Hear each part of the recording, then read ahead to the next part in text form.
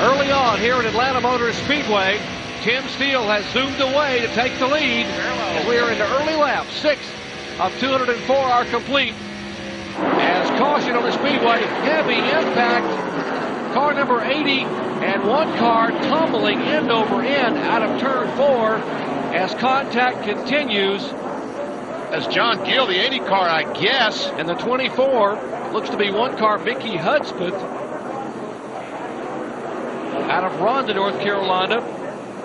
Mike Swaim Jr. in car number 90 is involved with this, along with Kevin Ray and also Billy Thomas, but they took the least amount of the impact in that major tumble. And heavy impact, the heaviest damage, John Gill out of Mitchell, Indiana, the Stanhover Racing Ford, as now the cars weave their way through a violent impact. There's Dale Whittemore in 56. The 8 that you see is car number 80. That is John Gill. There's 48. That's Roger Blackstock that started that car. Let's take a look. There we see Hudspeth. That's the second car in line. That's the 24 car. Ron Barfield's on the outside in car number 94. There's the red car. Hudspeth loses control, goes up the racetrack, hits the wall. Oh, and then it's the 24 car that tumbled over. Yeah, Hudspeth tumbles. He gets tagged from behind by the 80 car. That is John Gill. 80 comes across. He gets hit from the side by Whittemore. Whittemore is tagged from behind. And here is Billy Thomas, a 22 car involved. And then cars began to slip and slide and beat and bang on both the inside and outside concrete walls. Different angle this time. There we see Hudspeth.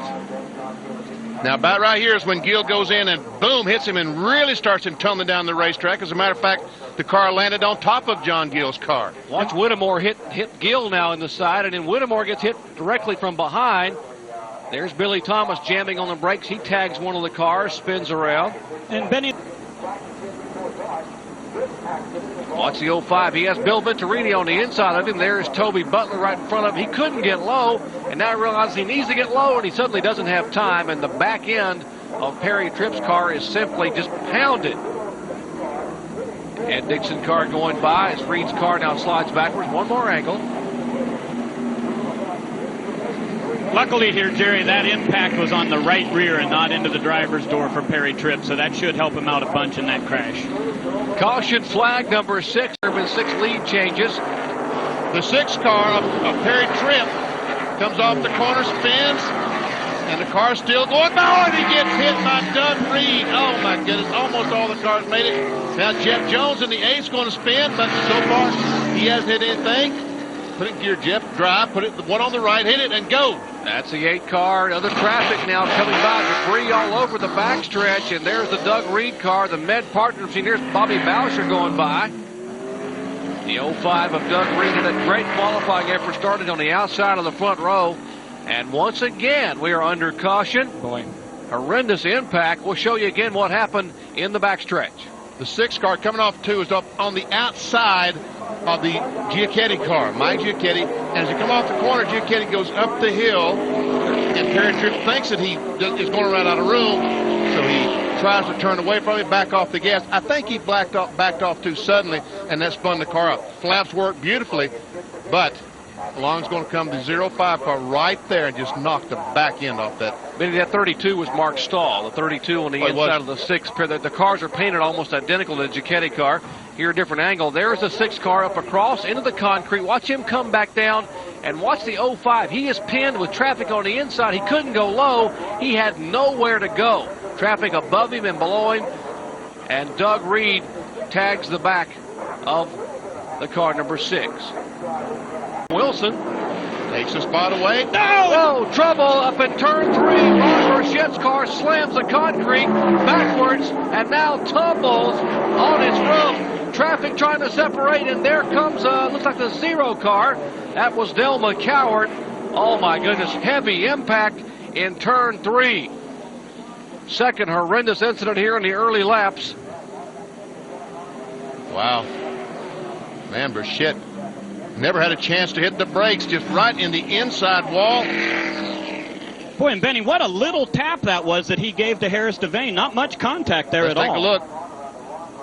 There we see looks like he tries to drive under those two cars and gets back end out, comes along. The roof flaps do come up, keeps the car on the ground, and bam! He slams in the inside wall. Now the car's going to turn about 90 degrees, backs in the fence, and it will start. The rear tire comes off, knocks the rear tire off. He gets under the car, kind of wants to flip the car over. It does flip it over. Now here will come Del McCower in the 0 and right side of your screen. It slide into that car. Wow. Coward's car number 0 hitting the car from underneath.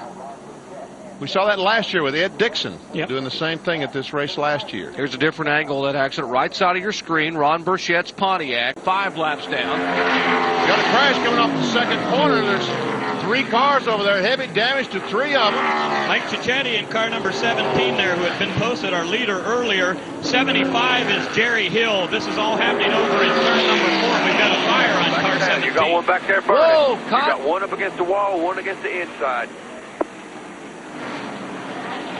And that's Mike Cicchetti's car. Mike needs to climb out of that Chevy there. The safety crews and firemen on the scene. The back of that car pretty well used up, and now the fireman runs to the back where the fire is. Let's take a look and see if we can see what happened a moment ago. Cicchetti just simply lost control. He tries to save it. He goes out on the apron of the racetrack, but he has the wheel turned like. See how the wheels are turned to the right? When the car finally starts to stop, it's going to go right back across the racetrack. Heavy damage to the retaining wall. Then that sheet metal dragging just sets the gasoline on fire. There, the 75 car of Jerry Hill goes by backwards. And Cicchetti has the wheel still turning, but the frame is bent down, so the back of the car is off the racetrack. There's a 75 car that he's made. Who's that car he's made? His last 2 races were second place finishes, Jerry, at Michigan and Charlotte, so he's got to have his fingers crossed now, too, seeing if he can do it. And Thompson's last lap, according to our clocks, was faster than Bessie's, but does he have enough time? Look at the hand movements of Bessie's crew. Now they're praying. Now they're cheering. A car length separates them as the white flag waves for Joe Bessie. Wow. Final lap, Benny. Final race of the ARCA season. Thompson did not get a very good run off the corner. Bessie still has the lead. A crew member driving, now cheering. Here comes Thompson. He's a half a car length back. Got one turn and half a straightaway. Final lap and checkered flag waves for Joe Bessie. 34 years of age.